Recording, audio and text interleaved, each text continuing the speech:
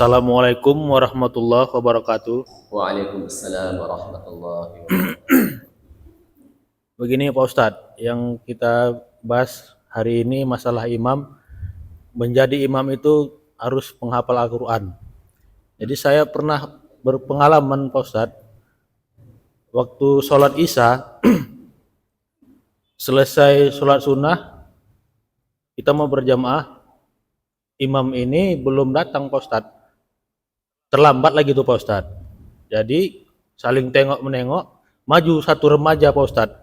Bacaannya pun kita lihat kurang fasih. Jadi setelah selesai sholat, imam ini tadi menegur si remaja tadi Pak Ustadz. Kenapa kamu jadi imam katanya? Gitu Pak Ustadz, ditegur. Jadi yang saya pertanyakan ini Pak Ustadz, apakah salah remaja ini tadi menjadi imam karena tidak ada yang menjadi imam Pak Ustadz? Begitu saja Pak Ustadz. Apakah sholatnya pun sah? Oh gitu, begitu aja Pak Ustadz. Terima kasih Pak Ustadz. Ini masalah apa? Masalah imam. Ya kan? Hadis Nabi ya ummukum aqra'ukum. Hendaklah yang menjadi imam adalah orang yang paling fasih bacaannya di antara kalian. Jadi dari hadis ini Imam Syafi'i mensyaratkan nggak boleh ini orang ummi, orang yang salah bacaannya menjadi imam orang yang fasih bacaannya. Yang jadi, misalnya di belakangnya ada orang fasih, kemudian ada orang nggak fasih, jadi apa? Jadi imam. Ini hukumnya nggak sah, nggak boleh. Nah, hukumnya apa? Tidak boleh. Ini batal, yang fasih batal. Bahkan ada sebagian pendapat yang mengatakan satu masjid sholatnya batal semua. Kenapa? Satu masjid telah melakukan kesalahan. Kenapa? Ia membiarkan ada orang nggak fasih maju ke depan. Nah, misalnya gitu. Ini apa? Di sini. Tapi Imam Qofal ini termasuk ulama madzhab Syafi'i lah, pengikut Imam Syafi'i. Beliau mensyaratkan dalam hadis ini nggak ada sih isi yang mengatakan nggak sah itu mana. Nabi hanya bersabda ya ummukum aqra'ukum, yang menjadi imam orang yang paling fasih.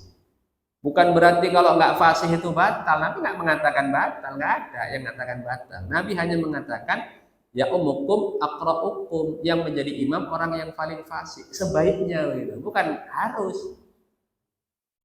Kan gitu. Kalau sekiranya enggak, sholatnya ya tetap sah. Tetap apa? Sah, tapi dengan syarat sholat imamnya sah. Sholat imamnya sah itu kapan? Ketika imam sudah belajar Al-Fatihah, sudah belajar, sudah ngaji. Cuman memang ya itulah bacaan maksimal dia, bukan karena gurunya nggak fasih, gurunya fasih, hafal Quran, bersanad misalnya. Cuman memang dia nggak bisa fasih. Ya, pas diajari betul, gurunya pulang selip lagi. Misalnya gitu, pas diajari betul, gurunya balik, selip lagi. Orang seperti ini kan sholatnya sah. Kapan dia sah sholatnya, maka sahlah jadi imam. Itu menurut Imam Qofal. Tapi menurut Imam Syafi'i tidak sah. Nah, tapi kalau pertanyaan tadi gimana? Ya kan, anak muda maju jadi imam. Misalnya di kampung itu memang dia, selain imamnya, dia pula yang dianggap orang kampung. Bisa, karena yang di belakangnya mungkin lebih parah bacaannya, maka nggak masalah. Kenapa? Orang yang ummi boleh menjadi imam orang ummi, yang nggak boleh ummi menjadi imam qori. Nah gitu, imamnya ummi, makmumnya qori, itu nggak boleh. Tapi kalau imamnya ummi, makmumnya ummi, sama, ya nggak masalah. Yang penting mungkin diantara yang nggak fasih itu dia yang paling fasih, dianggap orang kampung situ, makanya disuruh maju.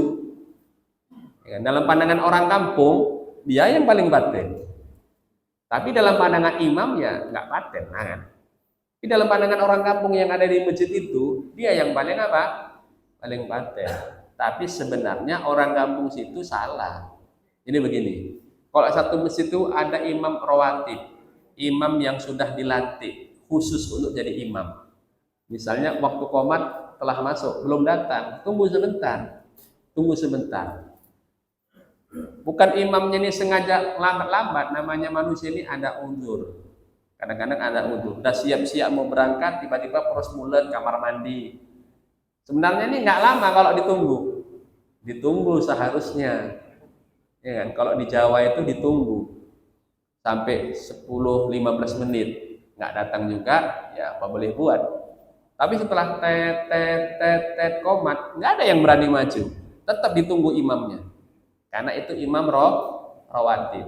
Dulu sahabat nunggu Rasulullah kayak gitu, ditunggu gitu. Tapi karena beliau lama, pernah karena saking lamanya itu dalam safar, akhirnya sahabat musyawarah. Abdurrahman bin Auf yang diminta maju ke depan. Abdurrahman bin Auf. Pernah juga ketika beliau sakit, ditunggu nggak keluar, ditunggu nggak keluar, tunggu nggak keluar. Akhirnya sahabat Abu Bakar yang maju. Nah, gitu. Karena dianggap mungkin nggak keluar karena beliau sakit. Nah, akhirnya, jadi sebaiknya kalau kita misalnya di kampung kita ini tunggu sebentar, bentar imam belum datang, tunggu sebentar, 5 menit lagi. Nggak datang berarti nggak datang. Mungkin lagi keluar baru komat. Kemudian siapa yang maju? Ya orang yang di kampung itu paling baik bacaannya bagi makmumnya. Walaupun mungkin bagi imamnya nggak paten, itu sah, sholatnya makmum.